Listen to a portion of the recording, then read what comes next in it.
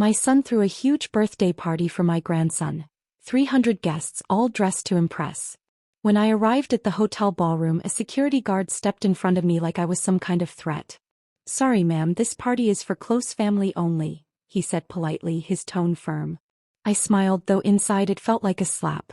I stood there holding a small, neatly wrapped gift, watching wave after wave of guests stream through the glass doors into the glittering room. The irony burned. I was being kept out of my own grandson's birthday. "I am family," I said quietly, trying to keep my voice steady. "I'm Evan's grandmother, for God's sake. I've been in this boy's life since the day he was born." The guard, a tall black man in his 40s with a neatly trimmed beard and a name tag that read Marcus, shifted uncomfortably and glanced at his clipboard. "I'm sorry ma'am, but you're not on the approved list." The instructions were very clear. Through the glass doors I caught sight of the over-the-top setup. A massive bounce house shaped like a castle, tables covered in royal blue cloth, balloons floating everywhere. The whole thing probably cost more than most people's cars. My son Jason had clearly spared no expense for Evan's 7th birthday. "Please, could you just check with my son, Jason Miller?" "He's Evan's father," I asked. Marcus reached for his radio. "I'll need to verify with Mrs. Miller," he said, just as the sharp sound of heels clicking on marble echoed behind him. Then she appeared. Hannah filled the doorway like she owned it, her designer dress perfectly tailored, her chestnut brown hair styled so flawlessly it looked like she had just stepped out of a magazine. She was only 32 but carried herself like a woman who had never been told no. "Oh Linda," she said, her voice dripping with false sweetness.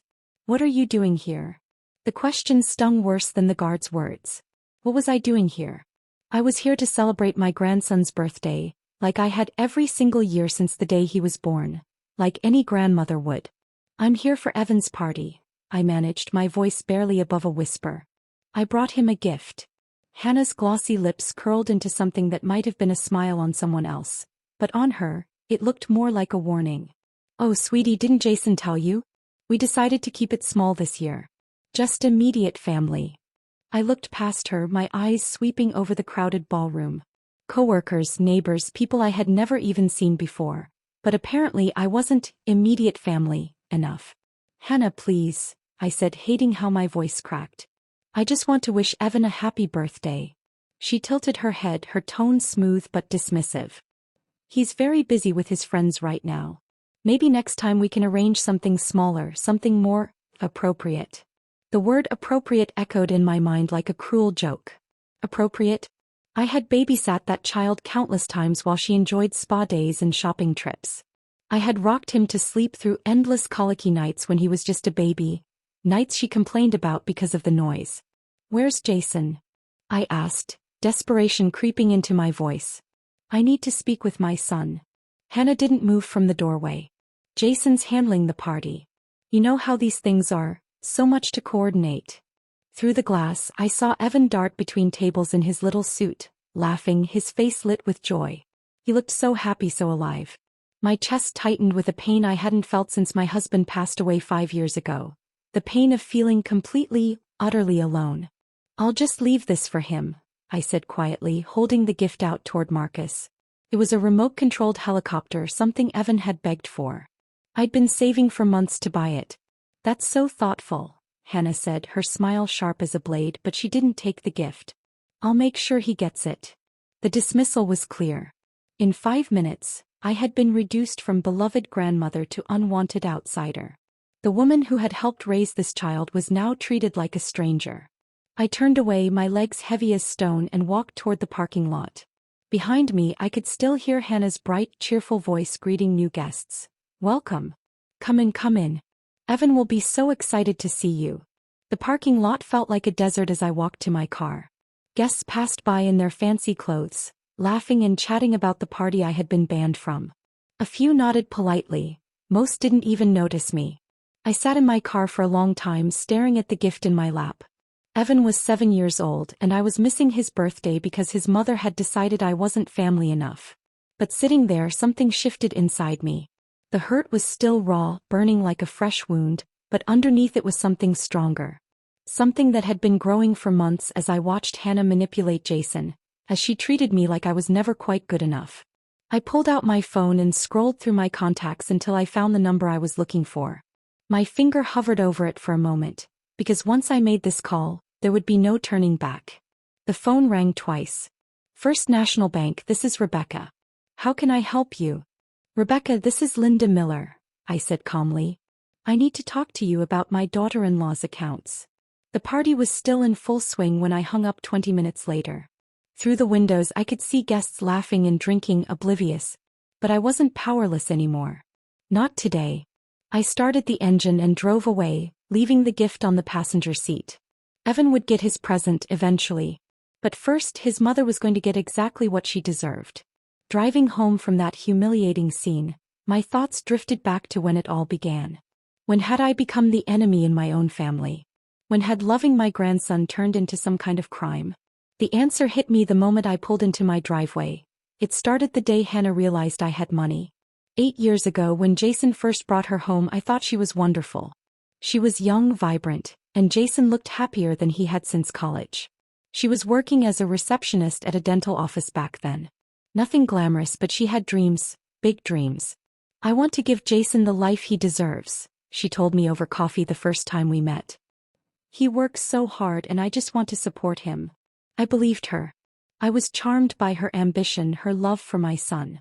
When they got married 6 months later, I was thrilled. Jason had finally found someone who would take care of him the way his father and I had. The first request came during their honeymoon. They were in Hawaii and Hannah called me crying. Their rental car had broken down and they needed money for repairs. It started with $500. Not a fortune, but enough to help them enjoy their trip. I'm so embarrassed to ask, Hannah had sobbed over the phone. But we spent everything on the wedding and we just want this time to be perfect. I didn't hesitate. I wired the money immediately. What grandmother wouldn't want her son to have a perfect honeymoon? But that was just the beginning. First came the apartment deposit. Then furniture for their new place. Then Hannah's student loans, which she claimed were causing her so much stress she couldn't sleep at night. It's affecting my health, she'd said dramatically, pressing her hand to her chest. The doctor says stress can cause fertility problems and we want to give you grandchildren so badly. That one worked. The promise of grandchildren dangled in front of me like a carrot in front of a lonely widow. I paid off her student loans, $23,000, without blinking. When Evan was born, I thought it would stop. We had our grandchild. The purpose had been fulfilled. But no. Pregnancy, Hannah explained, had been expensive and the medical bills were overwhelming even with insurance. I hate to ask, she said, bouncing baby Evan on her hip, but we're drowning here. The last thing we want is for money stress to affect our son's environment. Another $12,000 for my grandson's well-being. The pattern was gradual, so carefully orchestrated that I didn't see it at first. There was always a reason, always a crisis, always some problem that threatened my son's happiness or my grandson's future. And I was always the solution. Evan's daycare was too expensive. Could I help? Just temporarily until Hannah found a better job. 2 years later, I was still paying $800 a month. Their apartment was too small for a growing family. The mortgage company needed a co-signer with better credit. Could I help them get a house? It's for Evan, she had said. He needs a yard to play in. I co-signed for a house bigger than anything I had ever dreamed of owning. When they struggled with the payments, I covered the difference. When they needed new furniture, I helped. When the roof leaked, when the car broke down, when Hannah's mother needed money for treatment, I was always there. But it wasn't just the money. It was how she asked. The tears, the desperate phone calls, the way she made me feel like I was the only person who could save them. You're such a blessing, she'd tell me, her voice thick with emotion. I don't know what we'd do without you. Evan is so lucky to have a grandmother who cares so much. And it felt good. After years of being alone, after feeling useless in retirement, I suddenly had a purpose. I was needed. I was helping to build a better life for my grandson. But somewhere along the way, the gratitude started to feel hollow. The emergencies became more frequent, more expensive, and Hannah's attitude toward me began to shift. It started with small comments. You spoil him too much, she'd say when I brought Evan toys. We're trying to teach him about earning things. Then came the criticism of my parenting advice. Things are different now, she'd explain with a patronizing smile. We have newer information about child development. Gradually, my babysitting time was cut back. We want to establish better routines, she said. It's nothing personal.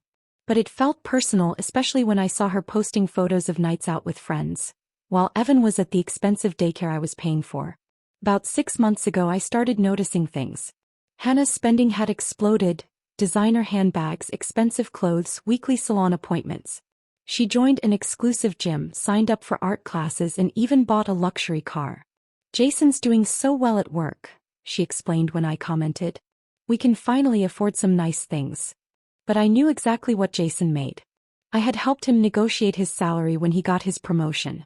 The math didn't add up. So I started asking questions carefully, quietly. And what I found made my blood run cold. The money I'd been sending for Evan's daycare, for his clothes, for his activities, it wasn't going where Hannah said it was. She'd been transferring it into a separate account to fund her new glamorous lifestyle. The receipts in her purse during my last visit told the whole story. Spa treatments, shopping sprees, expensive dinners with friends. All paid for with the money I thought was helping my grandson. I had been funding Hannah's transformation from a struggling dental receptionist into a woman who looked like she'd stepped out of a magazine. Meanwhile, I ate generic cereal and clipped coupons. He was living like a queen on my dime.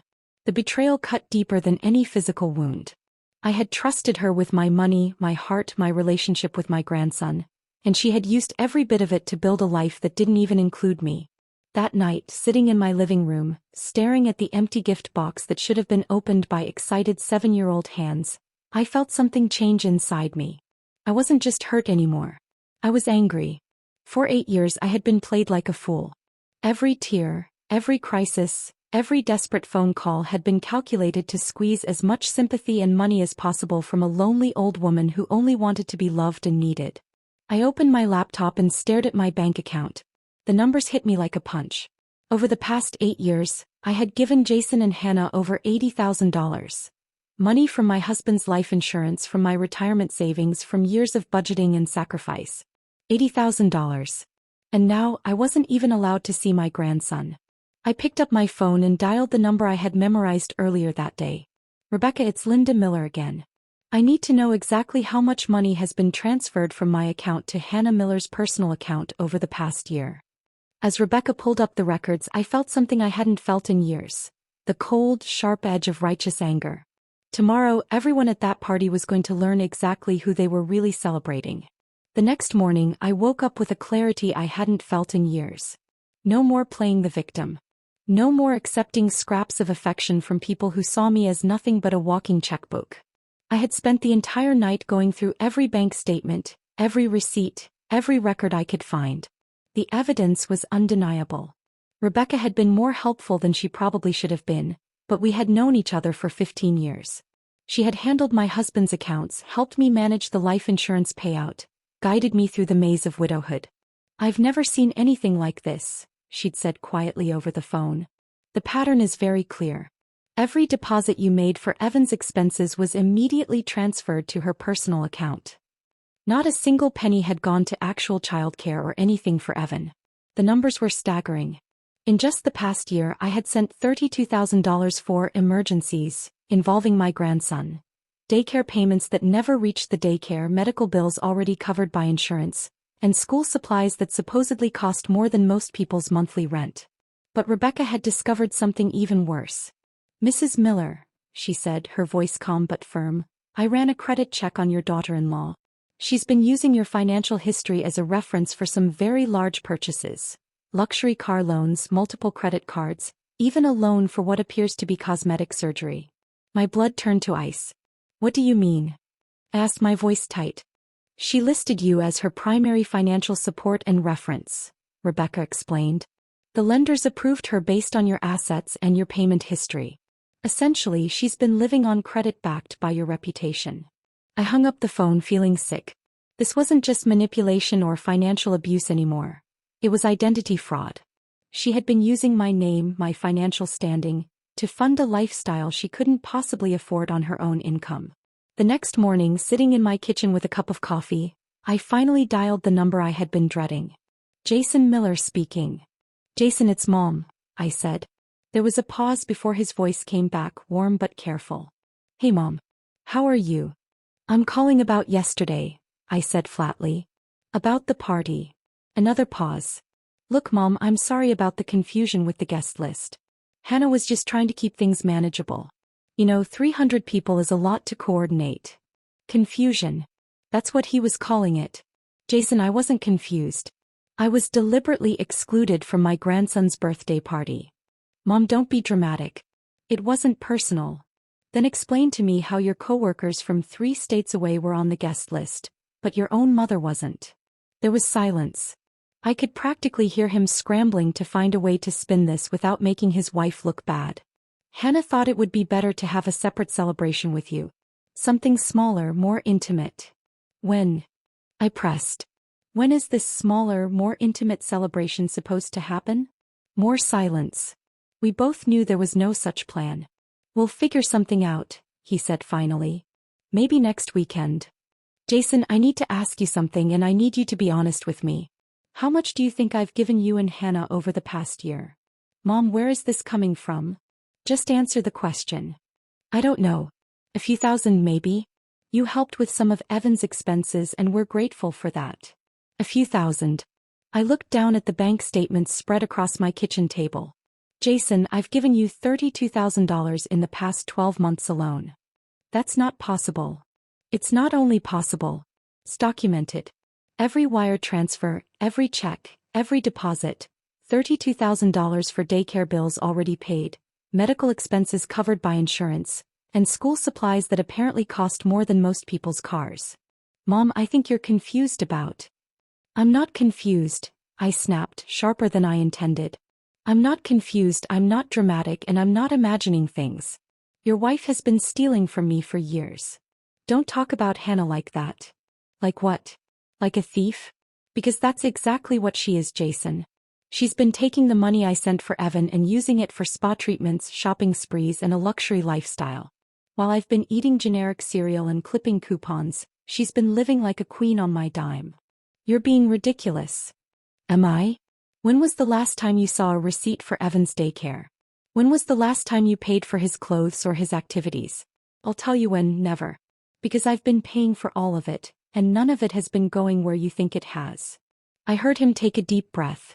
Even if that's true, and I'm not saying it is, you gave that money voluntarily. Nobody forced you. The casual dismissal hit me like a physical blow. You're right. Nobody forced me. I gave it because I love my grandson, because I wanted to help. But I didn't give it so your wife could get breast implants and drive a BMW. Mom, you're out of line. No, Jason. I'm finally seeing the line clearly. And your wife crossed it a long time ago. I hung up before he could respond. My hands were shaking, but not from fear. From anger. From the liberating rage of someone who finally stopped pretending that being used was the same as being loved. I glanced at the clock. The party would still be going on. 300 guests laughing and celebrating, all funded by money I had sacrificed, money that had bought me nothing but humiliation. I picked up my phone and dialed Rebecca's direct line. Rebecca, it's Linda Miller. I need you to freeze all accounts connected to Hannah Miller. Every joint account, every credit line, every loan that uses my financial history as collateral. Are you sure about this, Mrs. Miller? That's a pretty drastic step. I'm completely sure. And I need you to flag all of her accounts for suspicious activity. Large cash withdrawals, unusual spending patterns, anything that might indicate financial fraud. I can do that. What about the accounts she shares with your son? I thought about Jason's casual dismissal, his refusal to even consider the truth. Those two. If he's not part of the solution, he's part of the problem. This is going to cause some immediate issues for them, Rebecca warned. Credit cards will be declined. Loan payments will be flagged. Automatic withdrawals will be rejected. Good. Maybe it's time they learned to live within their actual means. After I hung up, I sat quietly in my kitchen. In just 24 hours, I had gone from being the family's secret ATM to cutting off their entire financial lifeline. There would be consequences, angry phone calls, accusations, maybe even threats. But for the first time in years, I felt in control of my life. I picked up my phone one more time and dialed a number I had memorized from the party invitation. Fairmont Ballroom, this is Jessica. Jessica, this is Linda Miller. There's a children's birthday party in your main ballroom right now, correct? Yes, ma'am. The Miller party. Are you calling about the event? In a way. I'm calling to let you know the credit cards being used to pay for that party are about to be declined. The accounts have been frozen due to suspected fraud. There was a pause. Ma'am, I'm not sure I understand. You will. Very soon you'll get a call from a very panicked woman named Hannah Miller.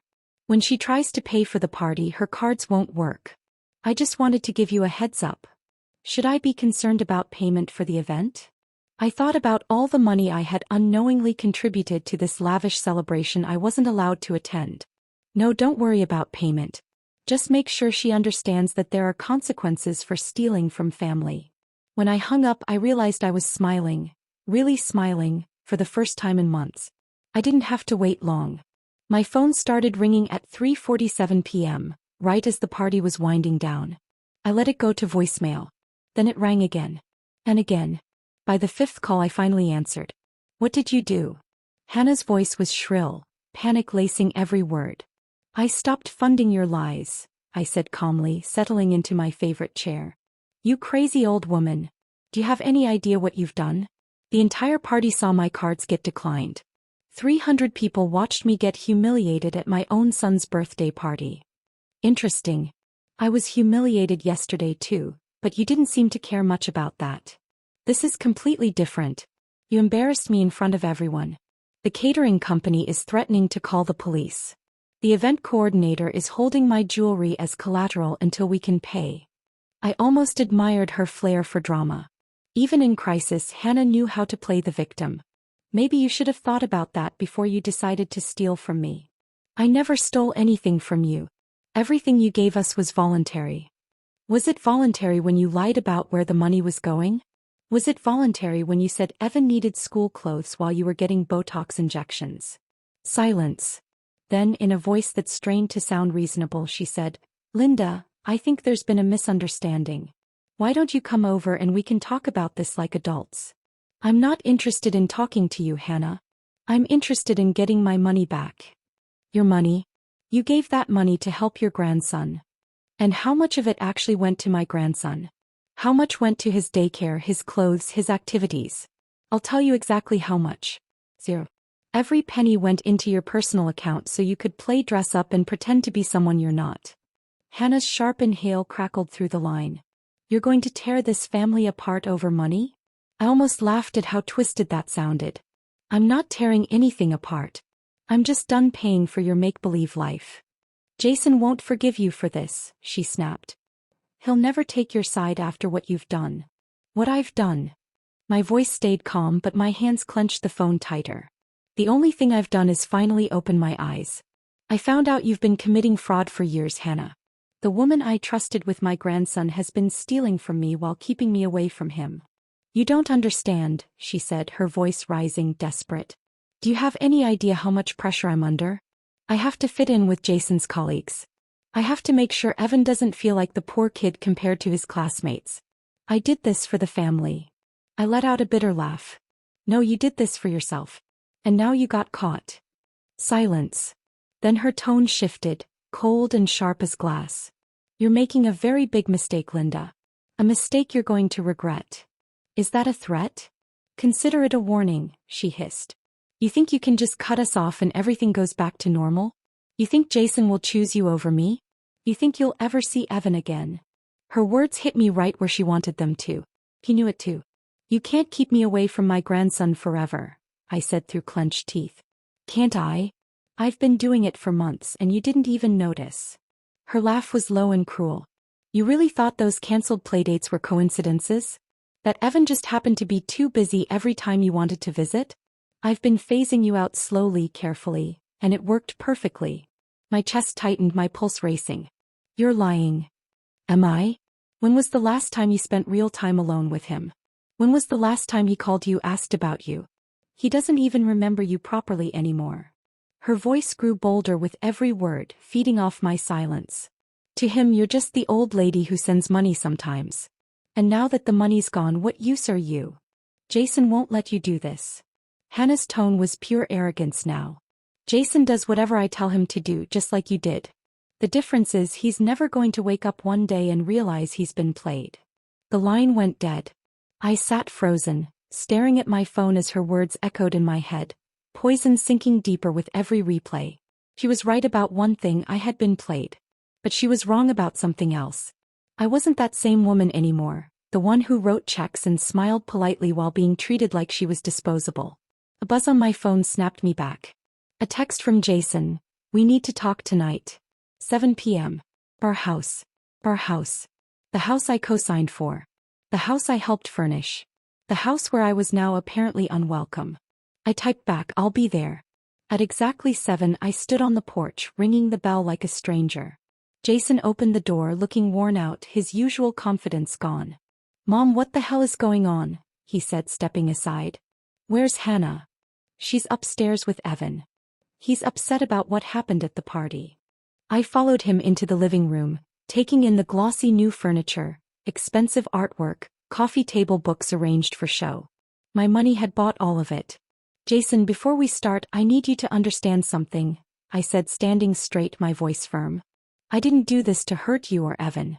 I did it because your wife has been robbing me blind." He frowned. "Those are serious accusations, Mom." "They're not accusations, they're facts." I pulled a thick folder from my bag and handed it to him. Bank statements, credit reports, receipts I found in her purse. Every penny I gave you for Evan's expenses went straight into her personal account. Not $1 was spent on him. Jason flipped through the papers, his jaw tightening. "Even if this is true, you can't just freeze our accounts without warning. We have bills, responsibilities." "You have responsibilities? What about mine? What about my responsibility to protect myself from fraud? Or from being cut off from my grandson? Your wife admitted to me, bragged actually, that she's been manipulating Evan's schedule to keep me away for months. Does that sound like someone grateful for my help?" For the first time, Jason looked shaken. "She wouldn't do that." "Wouldn't she? Tell me, when was the last time I babysat Evan? When was the last time he came to my house? When was the last time we spent time together that didn't involve me sending money?" Jason stayed silent, staring at the folder. "The party was important to her," he muttered weakly. "She spent months planning it. With my money," I shot back. "Money she said was for Evan's needs." "Jason, she's not a good mother, she's a good actress. And you fell for it." Footsteps sounded on the stairs and Hannah appeared in the doorway. The panic I'd heard on the phone earlier was gone, replaced by a calculated calm. She'd changed into a soft cardigan and slacks, her makeup toned down. She looked like the picture-perfect mom. "Hello, Linda," she said smoothly, her voice sweet as syrup. "I'm glad you came. I think we need to clear the air." "I think we need to clear the accounts," I replied coldly. "Starting with you paying back the money you stole." Her eyes narrowed slightly. "I didn't steal anything. You gave that money freely." "I gave it under false pretenses. That's called fraud." She moved closer to Jason, resting a hand protectively on his arm. "Linda, I understand you're upset, but accusing me of fraud is too far." "Too far? Then explain how $32,000 in supposed childcare expenses ended up funding your spa treatments and shopping sprees." Hannah's expression didn't flinch. "I used some of the money for myself, yes. But I had to maintain a certain appearance for Jason's career. Image matters in his field." "Image matters?" I let out a bitter laugh. "You mean the image of a woman driving a luxury car and wearing designer clothes on a middle manager salary? Don't kid yourself. You weren't helping this family move up in the world. You were helping yourself and you used my money to do it." Jason's face shifted, doubt creeping in. "Hannah, is this true?" "It's more complicated than she's making it sound," she said quickly. "It's not complicated at all," I cut in. "She lied to you. She lied to me. And she stole from both of us. The only question now is what you're going to do about it." Jason stared at the papers, the weight of reality sinking in. "How much?" he asked quietly. $87,000 over 8 years, I said. "And that includes the money she borrowed against my credit without my permission." Hannah shot to her feet. "You can't prove that." "I can prove every cent.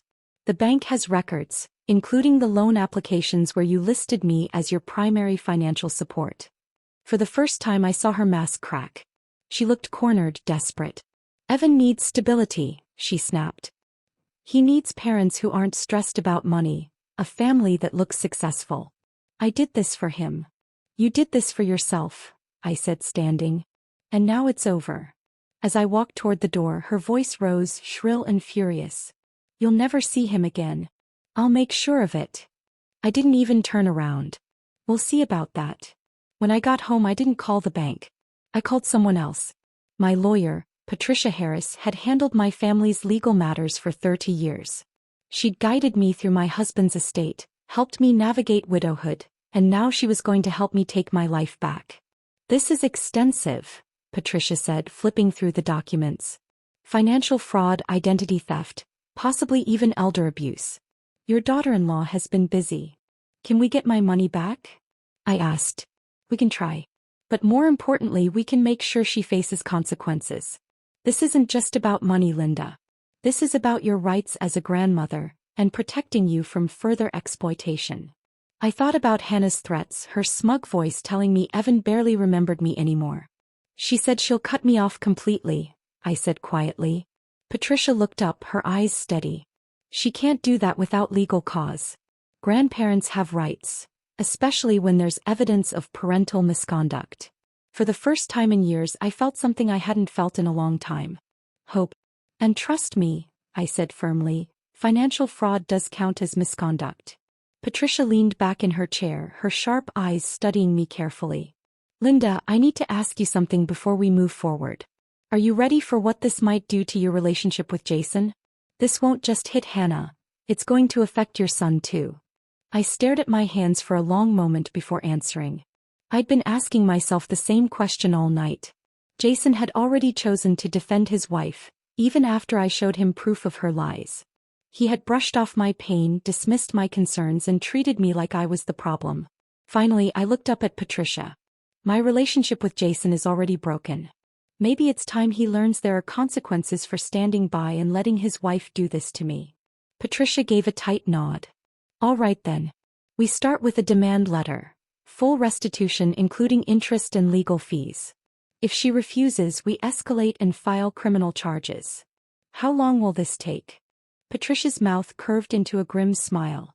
If she's smart, she'll settle quickly to keep it quiet. Not. Fraud cases involving family, especially grandparents being exploited, tend to attract a lot of attention. Media loves stories like this. For the first time in months, I walked out of that office with hope in my chest. Someone finally understood that what had happened to me wasn't just family drama. It was a crime. The letter went out first thing the next morning. By noon, my phone was ringing. Mom, what the hell is this? Jason's voice was tight, on edge. It's exactly what it says. A formal demand for restitution. Your wife stole from me, Jason. I want my money back. She didn't steal anything. You gave her that money willingly. I gave it based on her lies. That's fraud. And if you can't see that, then you're part of the problem. You're going to destroy this family over money. I'm not destroying anything. I'm protecting myself from people who think I'm just a bank account with legs. That's not fair. Hannah loves you. I let out a bitter laugh. No, Jason. He loves my money. There's a difference. There was rustling on the other end, muffled voices. Then Hannah's voice replaced Jason's.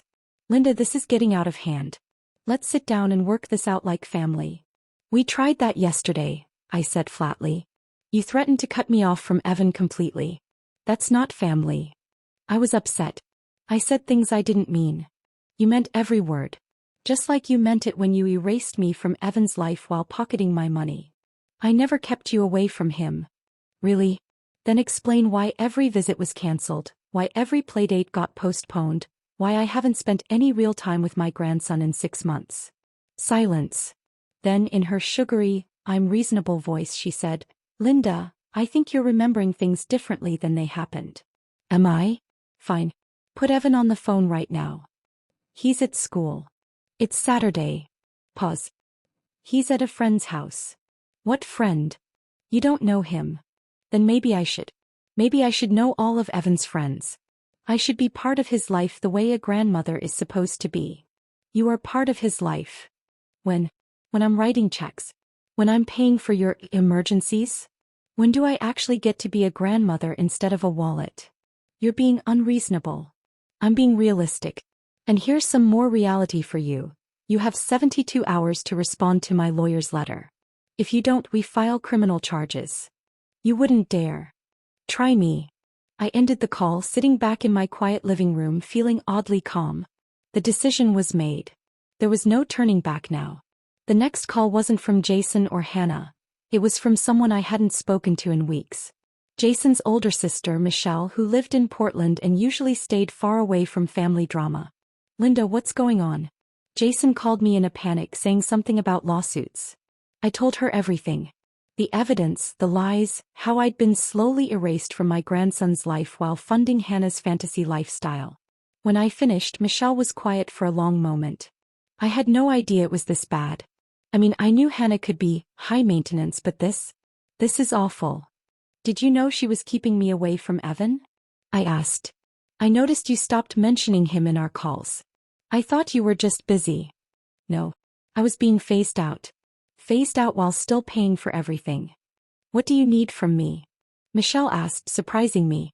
I don't know. I guess I just need someone to believe I'm not the villain here. You're not the villain, she said firmly. You're the victim. It's about time someone stood up for you. Jason thinks I'm tearing the family apart. Jason thinks whatever Hannah tells him to think. He always has. I don't want to lose my son, I whispered. Michelle's voice softened. Linda, you already have. At least this way you might get your grandson back. That evening I was stirring a pot of soup when I heard tires crunching on my driveway. Jason's car. He was alone. I opened the door before he knocked. His face looked pale, exhausted. We need to talk, he said simply. Come in. He stepped inside, his eyes scanning my modest living room like he'd never seen it before.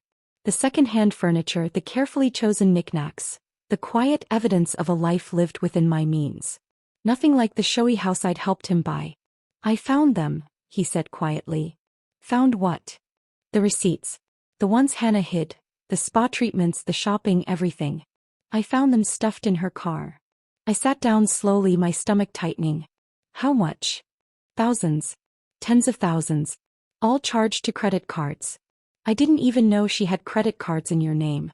She said it was temporary, that she was building our credit rating. Nothing about Hannah is temporary, I said flatly. She's been planning this for years.